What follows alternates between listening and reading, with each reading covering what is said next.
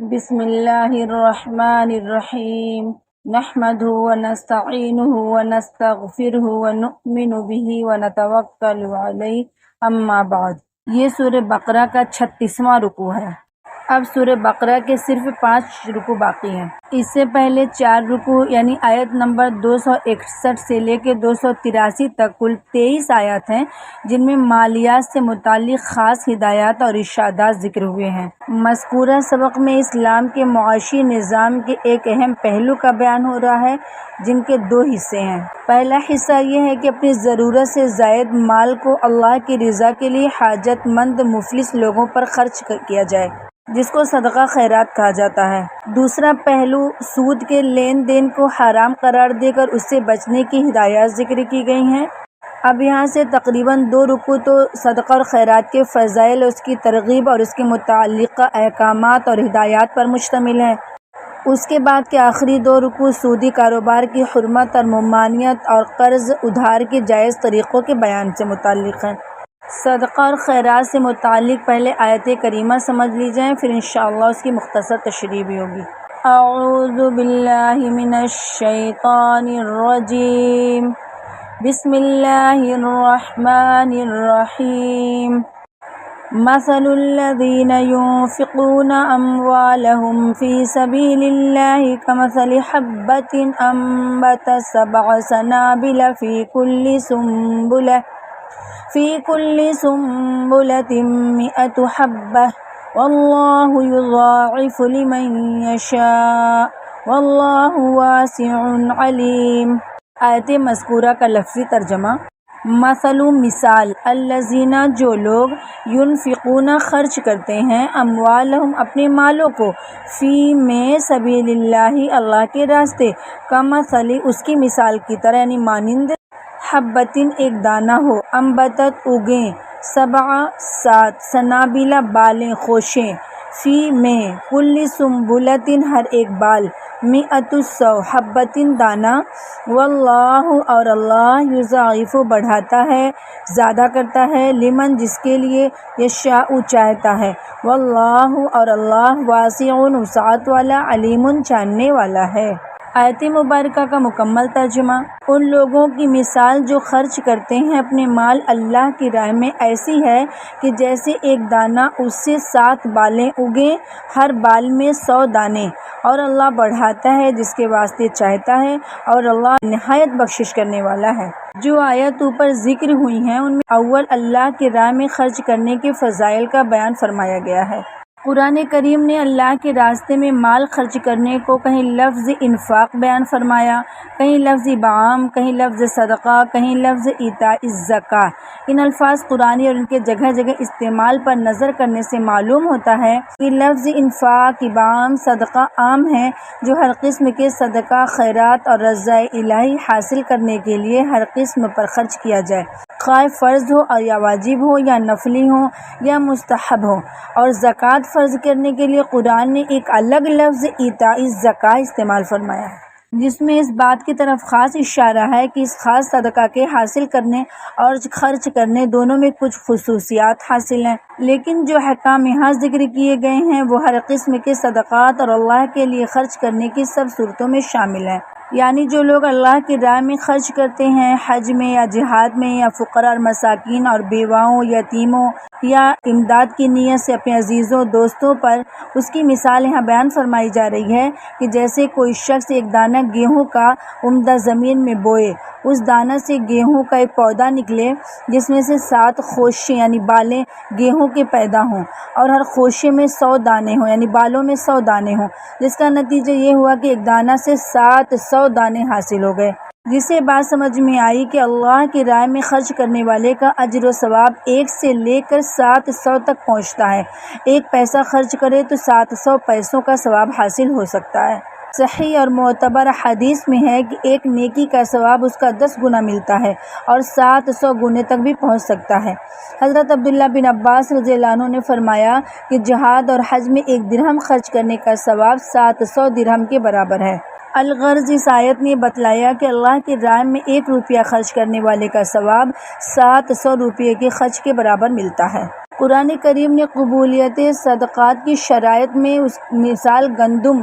گیہوں سے فرمائی ہے، جس میں اس بات کی طرف بھی اشارہ ہے کہ جس طرح کاشتکار یعنی کھیتی کرنے والا ایک دانہ گیہوں کا 700 دانے اسی وقت حاصل کر سکتا ہے جب کہ یہ دانہ عمدہ ہو، خراب نہ ہو، اور دانہ ڈالنے والا کاشتکار بھی کاشتکاری کے فن سے پوری طرح واقف ہو، جس زمین میں ڈالے وہ بھی عمدہ زمین ہو، کیونکہ ان میں سے اگر ایک چیز بھی کم ہو گئی تو یا تو دانہ ضائع ہو جائے گا، ایک دانہ بھی نہیں نکلے گا، یا پھر ایسا نکلے گا کہ ایک دانہ سے 700 دانے بن جائیں۔ بس بالکل اسی طرح انفاق فی سبیل اللہ کی مقبولیت اور زیادتی اجر کے لیے بھی 3 شرطیں ہیں کہ جو مال اللہ کی راہ میں خرچ کرے وہ پاک ہو، حلال ہو، کیونکہ حدیث میں ہے کہ اللہ تعالیٰ پاک اور حلال مال کے سوا کسی چیز کو قبول نہیں فرماتے۔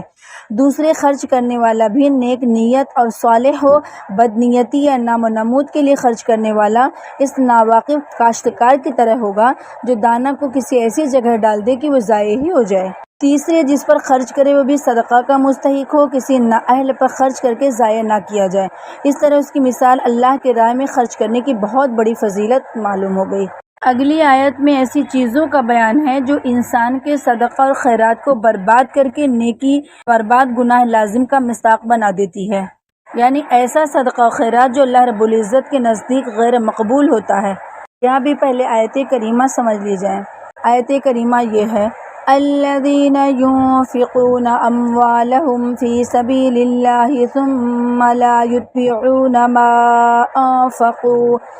ما انفقوا منا ولا اذى لهم اجرهم عند ربهم ولا خوف عليهم ولا هم يحزنون۔ آیت کریمہ کا لفظی ترجمہ، الذین جو لوگ ینفقون خرچ کرتے ہیں، اموالہم اپنے مالوں کو، فی میں سبیل اللہ اللہ کے راستے،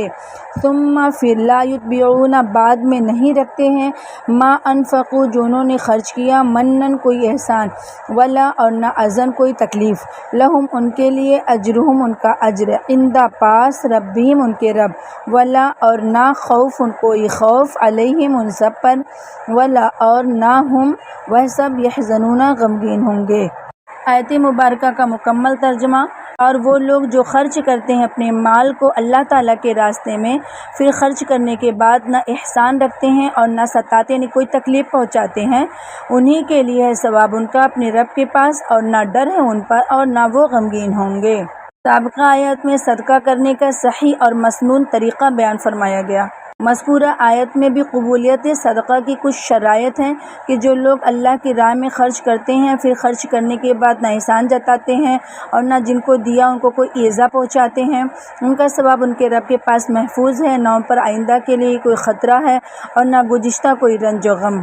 گویا کہ صدقہ کے قبول ہونے کی 2 منفی شرطیں آیت مذکورہ میں بیان فرمائی گئی ہیں۔ ایک یہ کہ دے کر احسان نہ جتائیں، دوسرے یہ جس کو دیں اس کو عملاً ذلیل خوار نہ سمجھیں اور کوئی ایسا برتاؤ نہ کریں جس سے وہ اپنی حقارت اور ذلت محسوس کرے یا اس کو ایذا پہنچے۔ اگلی آیت بھی اسی مضمون سے متعلق ہے۔ قول معروف کہا گیا ہے کہ صدقہ اور خیرات اللہ کے نزدیک مقبول ہونے کی جو شرطیں دونوں آیات میں ذکر گئی ہیں، ان میں سے ایک شرط یہ بھی ہے کہ ناداری یا معذوری کی حالت میں سائل کے جواب میں بھی کوئی بدتمیزی یا کوئی ایسی غیر معقول بات نہ کر دے جس سے اس کو تکلیف پہنچے، بلکہ سائل کے جواب میں کوئی معقول اور مناسب عذر پیش کر دینے کی تعلیم آیت مذکورہ میں دی گئی ہے۔ آیت مذکورہ کے الفاظ یہ ہیں، قول معروف ومغفرۃ خیر من صدقۃ یتبعها اذی واللہ غنی حلیم۔ آیت مذکورہ کا لفظی ترجمہ، قول بات، معروف اچھی بات، قول معروف اچھی بات، و مغفرۃ اور درگزر کرنا، معاف کرنا، خیر بہتر ہے، من سے صدقۃ خیرات، یتبعها اس کے بعد ہو، اذن ایذا دینا یعنی ستانا، واللہ اور اللہ غنی بے نیاز، حلیم بردبار ہے۔ آیت مذکورہ کا مکمل ترجمہ، جواب دینا نرمی سے اور درگزر کرنا بہتر ہے ایسے خیرات سے جس کے پیچھے ستانا ہو، اور اللہ بے پرواہ ہے، نہایت تحمل والا ہے۔ گویا کہ آیت کریمہ میں وضاحت کی گئی ہے کہ ناداری یا معذوری کی حالت میں سائل کے جواب میں کوئی معقول اور مناسب عذر پیش کر دیا جائے، اور اگر سائل بدتمیزی سے غصہ بھی دلا دے تو اسے درگزر کر دیا جائے، اور ایسے صدقات اور خیرات دینے سے 1000 درجہ بہتر ہے جس کے بعد اس کو کوئی کسی طرح کی تکلیف پہنچائی جائے۔ اللہ تعالیٰ خود غنی اور حلیم ہے، ان کو کسی کے مال کی حاجت نہیں۔ جو خرچ کرتا ہے انسان اپنے نفع کے لیے کرتا ہے، تو ایک عقل مند انسان کو خرچ کرنے کے وقت اس کا پورا لحاظ رکھنا چاہیے کہ میرا کسی پر احسان نہیں ہے، میں اپنے نفع کے لیے خرچ کر رہا ہوں۔ اگر لوگوں کی طرف سے کوئی ناشکری بھی محسوس کرے تو اخلاق الہیہ کے تابع ہو کر کے عفو درگزر سے کام لے اور اللہ تعالیٰ کی رضا اور خوشنودی کا پورا خیال رکھے۔ سابقہ تینوں آیات میں یہ تاکید فرمائی گئی کہ اپنے صدقات کو برباد نہ کرے، نہ زبان سے جتلا کر، نہ کسی طرح کے ایذا پہنچا کر کے یا بدسلوکی کر کے۔ اس آیت میں یعنی چوتھی آیت میں بیان کیا جا رہا ہے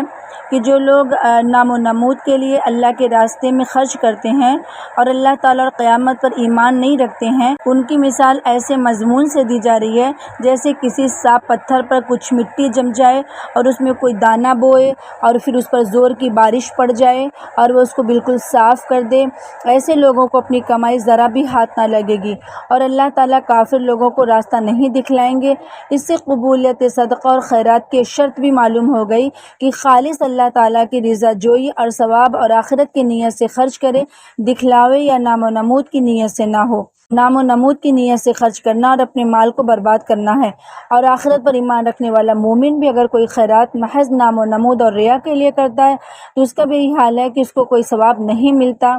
مگر اس جگہ لا یؤمنو کی اضافہ سے شاید اس طرف اشارہ کرنا منظور ہے کہ ریاکاری اور نام و نمود کے لیے کام کرنا اس شخص سے مقصود ہی نہیں جو اللہ تعالیٰ اور آخرت پر ایمان رکھتا ہو۔ ریاکاری اس کے ایمان میں خلل کی علامت ہے۔ آیت کریمہ کے الفاظ یہ ہیں: یا ایھا الذین آمنوا لا تبطلوا صدقاتکم بالمن والاذی کالذی ينفق مالہ رئاء الناس ولا یؤمن باللہ والیوم الآخر فمثلہ کمثل صفوان علیہ تراب فأصابہ وابل فترکہ صلدا لا يقدرون علی شیء مما کسبوا واللہ لا یہدی القوم الکافرین۔ آیت مذکورہ کا لفظی ترجمہ یا ایھا اے حروف ندا ہے، الذین آمنوا ایمان والو یعنی وہ لوگ جو ایمان لائے، لا تبطلوا نہ ضائع کرو، صدقاتکم اپنے صدقات یعنی خیرات کو، بالمن احسان جتلا کر، والاذی اور ستا کر، کالذی اس شخص کی طرح، ینفقو جو خرچ کرتا ہے، مالہ اپنا مال، رئاء دکھلاوا ریا، الناس لوگ، ولا یؤمنو اور ایمان نہیں رکھتا، باللہ اللہ تعالیٰ پر یعنی اللہ کے ساتھ، والیوم الآخر اور آخرت کے دن، فمثلہ پس اس کی مثال، کمثل اس مثال کی طرح، صفوان چکنا پتھر، علیہ اس پر، ترابن کچھ مٹی، فاصابہ پھر اس پر برسے، وابل تیز بارش، فترکہ تو اسے چھوڑ دے، صلدن صاف چکنا، لا یقدرون وہ قدرت نہیں رکھتے، علی پر شیئن کوئی چیز، مما اس میں سے جو، کسبوا انہوں نے کمایا، واللہ اور اللہ لا یہدی راہ نہیں دکھاتا، القوم الکافرین کافر لوگوں کو۔ آیت مذکورہ کا مکمل ترجمہ: اے ایمان والو مت ضائع کرو اپنے خیرات یعنی احسان رکھ کر اور زیادہ کر کے اس شخص کی طرح جو خرچ کرتا ہے اپنا مال لوگوں کو دکھانے کو اور یقین نہیں رکھتا ہے اللہ تعالیٰ پر اور قیامت کے دن پر، سو اس کی مثال ایسی ہے جیسے ایک صاف پتھر ہو، اس پر پڑی ہو کچھ مٹی، پھر برسا اس پر زور کا پانی بارش تو کر چھوڑا اس کو بالکل صاف شفاف، کچھ ہاتھ نہیں لگتا ایسے لوگوں کے ثواب اس چیز کا جو انہوں نے کمائی، اور اللہ نہیں دکھاتا ہے سیدھا راستہ کافروں کو۔ آیت مذکورہ میں جو مثال بیان کی گئی ہے اس کی مختصر تشریح اوپر بھی گزر چکی ہے، اور آیت کریمہ کے الفاظ سے بھی واضح اور صاف سمجھ میں آتا ہے اللہ رب العزت اس مثال سے کیا فرمانا چاہتے ہیں۔ لیکن آیت کے آخر میں جو یہ ارشاد فرمایا گیا کہ اللہ تعالیٰ کافر لوگوں کو راستہ نہیں دکھائیں گے، اس کا مطلب یہ ہے کہ اللہ تعالیٰ کی بھیجی ہوئی ہدایات اور آیات جو سب انسانوں کے لیے عام ہیں، کافر جو ان ہدایات پر نظر نہیں کرتے بلکہ مسخرہ کرتے ہیں، مذاق اڑاتے ہیں، اس کے نتیجہ میں اللہ تعالیٰ ان کو توفیق سے محروم کر دیتے ہیں، جس کا اثر یہ ہوتا ہے کہ وہ کوئی ہدایت ہی قبول نہیں کر سکتے، ہدایت کی استعداد سلب ہو جاتی ہے۔ اللہ رب العزت ایسی بدبختی اور محرومی سے سب کی حفاظت فرمائے۔ 5ویں آیت میں بھی صدقہ مقبولہ اور انفاق مقبول کی ایک دوسری مثال بیان فرمائی جا رہی ہے کہ جو لوگ اپنے مال خالص اللہ تعالیٰ کی رضا جوئی کی نیت سے خرچ کرتے ہیں، اپنے نفسوں میں پختگی پیدا کریں، ان کی مثال ایسی ہے جیسے کوئی باغ ہو کسی ٹیلے پر، اس پر زور کی بارش پڑی ہو، پھر وہ اپنا پھل لایا ہو ڈبل ہو کر کے، یعنی زیادہ بڑھ کر کے، اور اگر ایسے زور کی بارش بھی نہیں پڑے، ہلکی فوار بھی اس کے لیے کافی ہو جاتی ہے۔ اللہ تعالیٰ تمہارے کاموں کو خوب دیکھتے جانتے ہیں۔ اس میں اخلاص نیت اور رعایت شرائط مذکور کے ساتھ اللہ کی راہ میں خرچ کرنے کی بڑی فضیلت اس مثال سے واضح کر دی گئی کہ نیک نیتی اور اخلاص کے ساتھ تھوڑا بھی خرچ کیا جائے تو کافی اور آخرت کا ذخیرہ بن جاتی ہے۔ آیت کریمہ کے الفاظ یہ ہیں وَمَثَلُ الَّذِينَ يُنفِقُونَ أَمْوَالَهُمُ ابْتِغَاءَ مَرْضَاتِ اللَّهِ وَتَثْبِيتًا من أنفسهم كمثل جنة بربوة أصابها وابل فآتت أكلها ضعفين فإن لم يصبها وابل فطل والله بما تعملون بصير۔ مذکورہ کا لفظی ترجمہ وَمَثَلُ اور مثال الذین جو لوگ ينفقون خرچ کرتے ہیں اموالہم اپنے مالوں کو ابتغاء حاصل کرنا مرضات خوشنودی رضا اللہ و تثبیتا اور ثابت قدم یقین من سے انفسہم اپنے دل نفس کی جمع کمثلی اس مثال کی طرح جنتن ایک باغ بربوتن بلندی پر اونچائی پر اصابہ اس پر وابلن تیز بارش فآتت اس نے کر دیا اکلہا پھل ضعفین دوگنا کر کے بڑھا کر کے فإن پھر اگر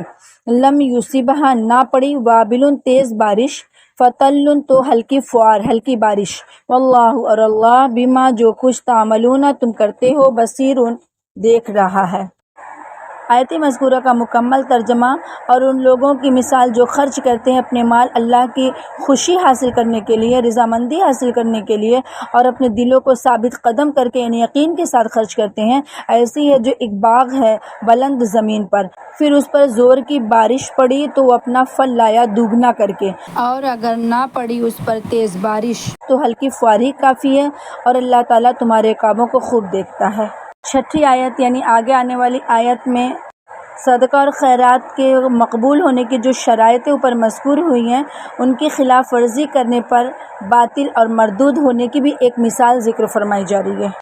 اور اس کی مثال کی وضاحت اس طرح ہے کہ کیا تم میں سے کسی کو یہ بات پسند ہے کہ اس کا ایک باغ ہو کھجور اور انگور کا اور اس کے نیچے نہریں بہتی ہوں یعنی پانی کا سسٹم پوری طرح سے ہو، اور اس شخص کے باغ میں ہر قسم کے اور پھل میوے ہوں، اس شخص کا بڑھاپا آ گیا ہو، اس کے اہل و عیال بھی ہوں جس میں طاقت باقی نہ رہ گئی ہو، ان حالات میں اس باغ پر ایک بگولا آ جائے جس میں آگ ہو، پھر وہ باغ جل جائے۔ اللہ تعالیٰ اس طرح نشانیاں بیان کرتا ہے، نظارے بیان کرتا ہے تمہارے لیے تاکہ تم غور و فکر کرو۔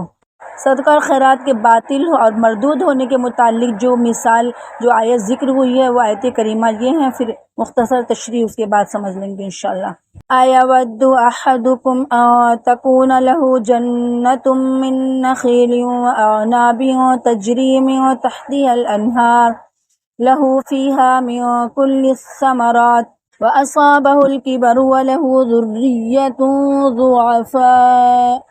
فأصابها إعصار فيه نار فاحترقت كذلك يبين الله لكم الآيات لعلكم تتفكرون۔ آیت مبارکہ کا لفظی ترجمہ ایود کیا پسند کرتا ہے احدکم تم میں سے کوئی ان کی تکونو ہو لہو اس کا جنتن ایک باغ من سے کا نخیل کھجور و اعنابن اور انگوروں تجری بہتی ہو من سے تحتیا اس کے نیچے الانہار نہریں نہر کی جمع لہو اس کے لیے فیہا اس میں من سے کل ثمراتی ہر قسم کے پھل و اصابہ اور اس پر آ گیا الکبر بڑھاپا و لہو اور اس کے لیے ذریتن بچے ضعفاء کمزور ضعیف فاصابہ تب اس پر پڑا اعصار ایک بگولا فیہ اس میں نارن آگ فاحترقت وہ باغ جل گیا کذالک اسی طرح یبین واضح کرتا ہے اللہ لکم تمہارے لیے الآیات نشانیاں لعلکم تاکہ تم تتفکرون غور و فکر کرو۔ آیت مذکورہ کا مکمل ترجمہ کیا تم میں سے کوئی یہ پسند کرے گا کہ اس کے کھجور اور انگوروں کا ایک باغ ہو جس کے نیچے نہریں بہتی ہوں اور اس کو اس باغ میں اور بھی ہر طرح کے پھل حاصل ہوں اور بڑھاپے نے اسے آ پکڑا ہو اور اس کے بچے ابھی کمزور یعنی چھوٹے چھوٹے ہوں، اتنے میں ایک آگ سے بھرا بگولا آ کر اس کو اپنی زد میں لے لے یعنی اور پورا باغ جل کر رہ جائے۔ اسی طرح اللہ تعالیٰ اپنی آیتیں کھول کھول کر کے بیان کرتا ہے تاکہ تم سب غور و فکر کرو۔ آیت مذکورہ میں صدقات کو برباد کرنے کی دوسری مثال ہے کہ جس طرح ایک آگ سے بھرا ہوا بگولا ہرے بھرے باغ کو ایک آگ تباہ کر ڈالتا ہے، اسی طرح ریاکاری یا صدقہ دے کر احسان جتلانا یا کسی اور طرح غریب آدمی کو ستانا صدقے کے عظیم ثواب کو بھی برباد کر ڈالتا ہے۔ اس پوری آیت کا خلاصہ یہ ہوا کہ صدقہ اور خیرات اللہ کے نزدیک مقبول ہونے کی ایک بڑی شرط اخلاص ہے کہ خالص اللہ تعالیٰ کی رضا جوئی کے لیے خرچ کیا جائے، کسی نام و نمود کا اس میں کوئی دخل نہ ہو۔ اس طرح اگر پورے رکوع پر نگاہ ڈالا جائے اور ان تمام آیات میں غور کیا جائے تو انفاق فی سبیل اللہ اور صدقہ خیرات کے اللہ کے نزدیک مقبول ہونے کی 6 شرائط معلوم ہوتی ہیں۔ پہلا، اس مال کا حلال ہونا جو اللہ کی راہ میں خرچ کیا جائے۔ دوسرے، طریقے سنت کے مطابق خرچ کرنا۔ تیسرے، صحیح مصرف میں خرچ کرنا۔ چوتھے، خیرات دے کر احسان نہ جتلانا۔ پانچویں، ایسا معاملہ نہ کرنا جس سے ان لوگوں کی تحقیر ہو جن کو یہ مال دیا گیا ہے۔ چھٹے، جو کچھ مال خرچ کیا جائے اخلاص نیت کے ساتھ خالص اللہ تعالیٰ کی رضا کے لیے ہو، نام و نمود کے لیے نہ ہو۔ طریق سنت کے مطابق خرچ کرنا، اس کا مطلب یہ ہے کہ اللہ کی راہ میں خرچ کرتے وقت اس کا لحاظ رکھا جائے کہ کسی حقدار کی حق تلفی نہ ہو، اپنے عیال کی ضرورت اخراجات بغیر ان کی رضامندی کے بند یا کم کر صدقہ خیرات کرنا کوئی امر ثواب نہیں ہوتا۔ حاجت مند وارثوں کو محروم کر کے سارے مال کو صدقہ اور خیرات یا وقف کر دینا تعلیم سنت کے خلاف ہے۔ پھر اللہ کی راہ میں خرچ کرنے کی ہزاروں صورتیں ہیں۔ اللہ رب العزت سے دعا ہے کہ اللہ ہم تمام کو، پوری امت کو ان تمام احکامات کو اچھی طرح سمجھنے اور اس پر عمل کرنے کی توفیق عطا فرمائے۔ آمین ثم آمین۔